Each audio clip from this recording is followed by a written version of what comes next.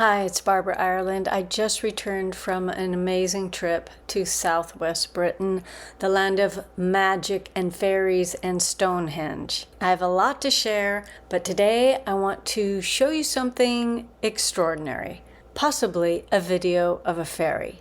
Now, it's easy to dismiss images like this, but Albert Einstein said there are only two ways to live your life.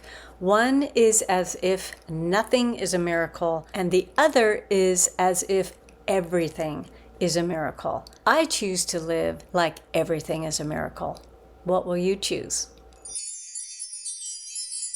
On my bucket list, it is written, I want to see a fairy before I die. So I traveled to southwest Britain, to Somerset, which is rich in Celtic, Druidic history, Stonehenge, magic. So I prepared very well for this. I gathered lots of gifts for the fairies. I brought beautiful polished stones that would glitter in the sunlight and little tiny magenta flower petals that I picked up in my neighborhood, little shells from the lake nearby, and these straws of honey, which apparently fairies really love. I placed these offerings under things like these huge healing trees that had roots that bubbled up from the earth, and in the meadows around Chalice Well, and between the stones of white springs.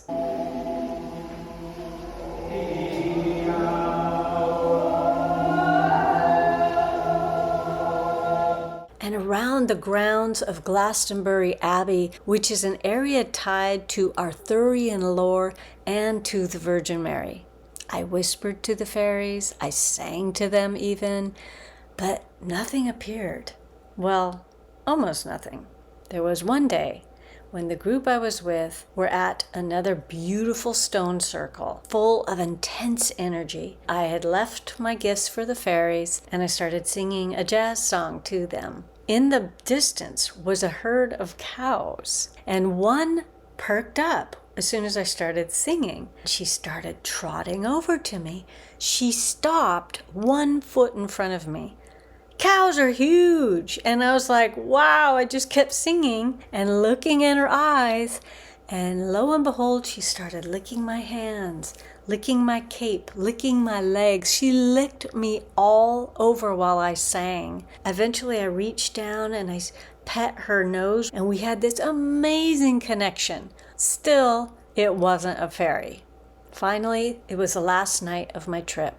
We had just finished an intense ceremony around a fire at the goddess house with some high priestesses. Now we were leaving, and we had to move through an alley or a courtyard area that looked exactly like a movie set out of a film around a Dickens novel. All my friends were already gone, but I loved this place with the liminal light, the still air, the church bells ringing. And I thought, I want to film this place and remember it. So I got out my phone and I was filming when I saw a little green light floating around. Didn't think too much of it at the time, but later I looked at it and I thought, what was that light? And I think it might be a fairy. So here's the video.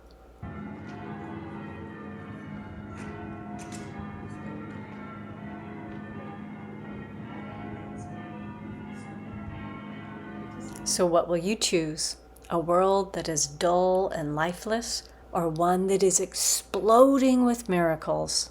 I choose to believe that that green flicker was a fairy finally showing herself on my last night in Britain. And if it wasn't, doesn't matter. I'm still going to leave gifts for these beautiful, darling elementals while on my hikes and anytime I'm in nature, and continue to deepen the connection that I started there. If you're interested in watching another video on living in a world that is full of miracles, you might want to watch this one, where I share some personal messages that my mother gave me from the other side. It's a beautiful reminder that the people we love aren't actually fully gone.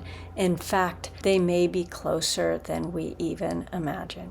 Thank you so much for watching.